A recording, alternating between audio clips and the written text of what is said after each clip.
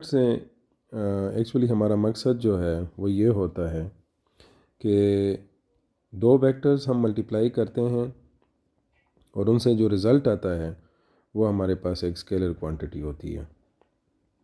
सो इसकी अगर बहुत सिंपल सी मिसाल ली जाए कि हम एक तरफ फोर्स को पिक करते हैं, दूसरी तरफ डिस्प्लेसमेंट को, और रिज़ल्ट हमारे पास उसका वर्क आता है। सो अगर फोर्स को देखा जाए सो ये बाय नेचर वेक्टर क्वांटिटी है, डिस्प्लेसमेंट भी बाय नेचर वेक्टर क्वांटिटी है, लेकिन वर्क जो है वो बाय नेचर स्केलर है। सो ये जो कंपल्शन है कि कौन सी चीज़ वेक्टर्स के मल्टीप्लिकेशन से स्केलर बनेगी या वेक्टर बनेगी, वो एक्चुअली उस फाइनल प्रोडक्ट पे डिपेंड करती है। ठीक है। सो ऑटोमेटिकली जब आपको यहाँ पर स्केलर प्रोडक्ट के बारे में देखना पड़ता है, सो ऑब्वियसली ये भी कंडीशन सोची जा सकती है कि क्या ये पॉसिबल है कि वेक्टर को अगर हम वेक्टर से मल्टीप्लाई करें और जवाब वेक्टर आ जाए। बिल्कुल ऐसा ही पॉसिबल है। और इस कंडीशन में हम क्या देखते हैं कि अगर हम मोमेंट आर्म को फोर्स के साथ मल्टीप्लाई करते हैं so we get torque. So torque एक वेक्टर है बाय नेचर, फोर्स वेक्टर है और मोमेंट आर्म भी एक वेक्टर है बाय नेचर। तो यहाँ पर just first of all figure के थ्रू शो करने के लिए हम दो वेक्टर्स लेते हैं, एक हमारे पास ए है और दूसरा बी। और इसकी जिस तरह से नॉर्मल इक्वेशन हम लिखते हैं कि अगर हम इसको प्रॉपर इक्वेशन की फॉर्म में लिखें सो ए डॉट बी, दरमियान में जो मल्टीप्लिकेशन का साइन है वो स्केलर के लिए हम डॉट का यूज़ करते हैं। और ये जो रिज़ल्ट हमारे पास होता है ये किसके बराबर होता है कि मैग्नीट्यूड ऑफ ए जो हमारे पास फर्स्ट वेक्टर आ रहा है, ठीक है, multiplied by the component of B along A. ये दूसरा फैक्टर हमारे पास हो जाएगा। तो अगर आप देखें कि यहाँ पर आप बी के कंपोनेंट निकालना चाहें तो आपको बी का क्या करना पड़ेगा, रिजॉल्व करना पड़ेगा विद रिस्पेक्ट टू ए। ठीक है। सो ये जो हमारे पास कंपोनेंट बन जाएंगे तो ये हमारे पास ये येलो वेक्टर जो है ये बिल्कुल एग्जैक्टली बी वेक्टर है। ये जो कंपोनेंट है जो मैं यहाँ पर ड्रा कर रहा हूँ अभी, ये इसका बी पैरेलल कंपोनेंट हो जाएगा। बी पैरेलल यहाँ पर मैं मेंशन कर दूँ कि ये B parallel with respect to A है, ए के ऊपर पैरेलल है। और ये वाला जो कंपोनेंट है this will be termed as B perpendicular. तो अब हमारे पास जो प्रोडक्ट में चीज़ आएगी वो एक मैग्नीट्यूड ऑफ ए है, वो तो प्लेन आपको मिल जाएगा। लेकिन अगर आपको दूसरी चीज़ की तरफ देखना है तो वो आपके पास क्या है, कंपोनेंट ऑफ बी अलोंग ए। तो हम बेसिकली इस केस में इसकी बात करेंगे। और ज़ाहिर है अगर आप यहाँ पर इसको एंगल देखें जो ए और बी के दरमियान है, सो ये वाली जो साइड है ये परपेंडिकुलर होगी इस राइट एंगल ट्रायंगल की। ये आपके पास राइट एंगल बनेगा बिकॉज वी क्लेम कि यहाँ से जो लाइन हमने ड्रॉप की हुई है ये नॉर्मल है। सो ये वाली जो साइड है बी पैरेलल ये बेस हो जाएगी और ये वाली साइड जो है ये हाइपोटेन्यूज हो जाएगी, ये परपेंडिकुलर हो जाएगी। सो इस तरह से हम अगर बेस बाय हाइपोटेन्यूज पर जाएंगे सो बेस हमारे पास बी पैरेलल है, हाइपोटेन्यूज जो है वो बी के बराबर है और ये कॉस थीटा आ जाएगा। सो यहाँ से हमारे पास रिज़ल्ट आएगा B parallel is equal to B cos theta. So moving on to the next step, तो अगर मैं इसको इस तरह से लिखता हूँ अभी कि A dot B is equal to magnitude of A, आपके पास प्लेन आ जाएगा यहाँ पर। और फिर उसके बाद दूसरी चीज़ क्या आएगी, बी पैरेलल, जो कि component of B along A है, that is B cos theta. Theta मैं यहाँ पर मेंशन कर चुका हूँ, that is the angle between A and B. ये ना तो ए का एंगल है with respect to X axis और ना बी का एंगल है, बल्कि ये ए और बी के दरमियान का एंगल है। ठीक है, अब आगे की तरफ जाने से पहले मैं यहाँ पर इसको एक फ़िज़िकल केस से रिलेट करता हूँ, जहाँ पर हमारे सारे स्केलर प्रोडक्ट से जो इसके मैग्नीट्यूड से रिलेटेड या अंडरस्टैंडिंग से रिलेटेड प्रॉब्लम्स हैं वो हल हो जाएंगी। और वो क्या हैं कि आप एक सिंपल केस में एक ऑब्जेक्ट को ले लें और इस पर इस तरफ एक फोर्स अप्लाई कर लें। तो ये एक ऑब्जेक्ट है हमारे पास which is have mass m, ठीक है, और इसमें इसकी डिस्प्लेसमेंट जो है वो इस डायरेक्शन में हो रही है। So I call this as force F, और ये इसकी डिस्प्लेसमेंट की डायरेक्शन है। अब ये जो फोर्स F है ये क्या कर रहा है, ये एंगल बना रहा है D के साथ थीटा। सो अभी हमें फोर्स को क्या करना पड़ेगा, रिजॉल्व करना पड़ेगा। तो ये हम इसकी रिजोल्यूशन कर लेते हैं। ये बन जाएगा F परपेंडिकुलर और ये वाला कंपोनेंट बन जाएगा हमारे पास F पैरेलल। और इस कंडीशन में जब हम वर्क को डिफ़ाइन करेंगे तो ये बनेगा हमारे पास F डॉट डी, और F आपके पास बन जाएगा, अगर मैं इसको मिसाल के तौर पर पहले D का मैग्नीट्यूड लिखता हूँ तो ये D का मैग्नीट्यूड हो जाएगा, और दूसरा आपके पास आएगा F पैरेलल। सो F पैरेलल जो है ये F cos थीटा होगा, again because it's the base component of that right angle triangle जो मैं यहाँ पर ड्रॉ कर रहा हूँ।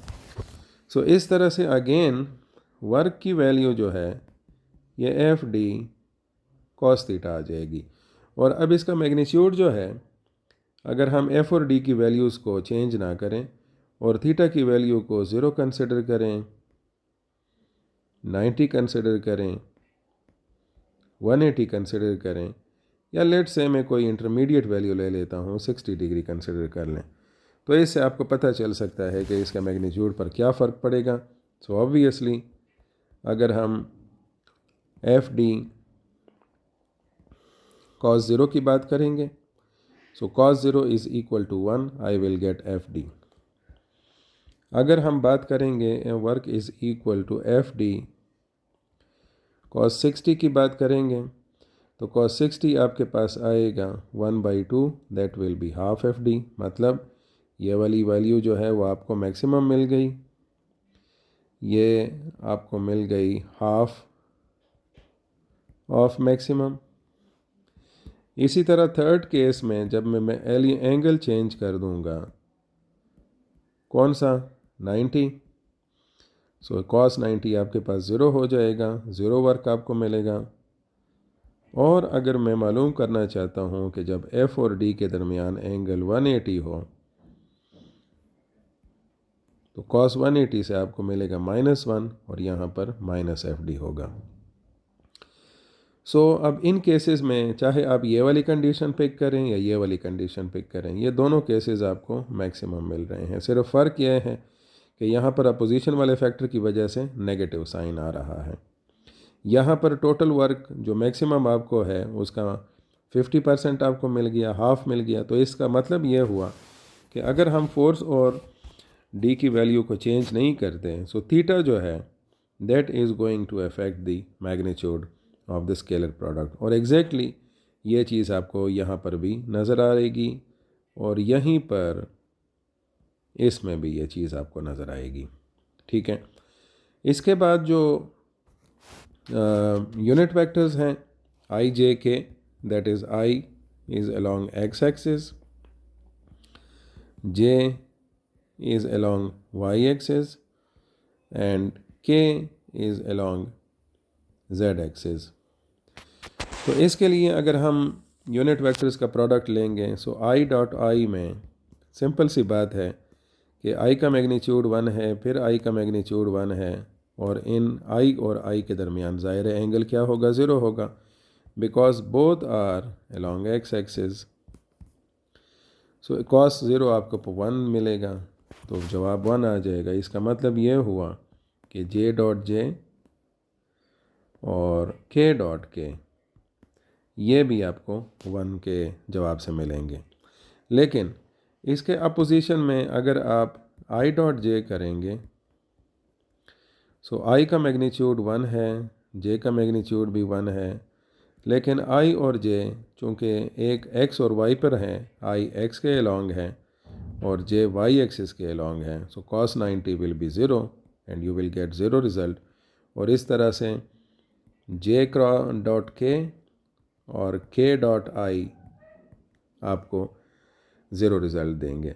और इसमें यह भी मैं आपको बता दूं कि अगर ये जिस तरह हमने यहाँ पर ए और बी का चेक किया है प्रोडक्ट, अगर मैं इसको सिर्फ़ और सिर्फ पैटर्न चेंज कर लूँ बी डॉट ए, मतलब ऑर्डर हम चेंज कर दें, तो ये बन जाएगा B magnitude of B and the component of A which is parallel to B, so ये बन जाएगा cos थीटा। और अगर आपको थोड़ा सा कन्फ्यूजन हो रही है कि ये किस तरह हम ड्रॉ करेंगे अगेन, तो बिल्कुल आप इसको प्रैक्टिस कर लें। ये देखें, ये यहाँ पर मैंने ए ड्रॉ कर लिया है, ठीक है, और ये मैंने बी ड्रॉ कर लिया है, और अब मैं ए को बी के थ्रू रिज़ॉल्व करना चाहता हूँ। तो मैं क्या करूँगा, ए से बी पर नॉर्मल ड्रॉप कर दूँगा। जहन में रहे कि जब मैं नॉर्मल ड्रॉप कर रहा हूँ तो मेरा क्लेम यह है कि ये 90 का एंगल है, और इस तरह से ये वाला जो कंपोनेंट है ये पैरेलल टू बी हो जाएगा ए का, और ये वाला कंपोनेंट परपेंडिकुलर टू बी हो जाएगा ए का, और ये मेन वेक्टर है ए का। सो इस तरह से अगेन ए पैरेलल आपके पास इस राइट एंगल ट्रायंगल का, ये जो मेरे पास राइट एंगल ट्रायंगल बना है, इसका बेस है, ये दरमियान का एंगल है, so obviously again you will get A cos theta. और इस तरह से अगर मैं ए डॉट बी और बी डॉट ए को देखूं, तो देखें दोनों में कोई चीज़, क्योंकि ज़ाहिर है अगर मैं इसको ऐसे बिल्कुल आपको बताऊं कि 5 multiplied by 4 multiplied by 5 multiplied by 6 and 6 multiplied by 4 multiplied by 5, दोनों का जवाब बराबर आता है। सो चूँकि राइट साइड पर आपके पास सिर्फ स्केलर टर्म ही आ रही है, चाहे इस पैटर्न को देखें आप या इस पैटर्न को, सो इसमें कोई भी चेंज नहीं आएगा, ए बी cos थीटा या बी ए cos थीटा। सो ये आपको कम्यूटेटिव प्रॉपर्टी होल्ड करते हुए देखें नज़र आएंगे स्केलर प्रोडक्ट, ठीक है।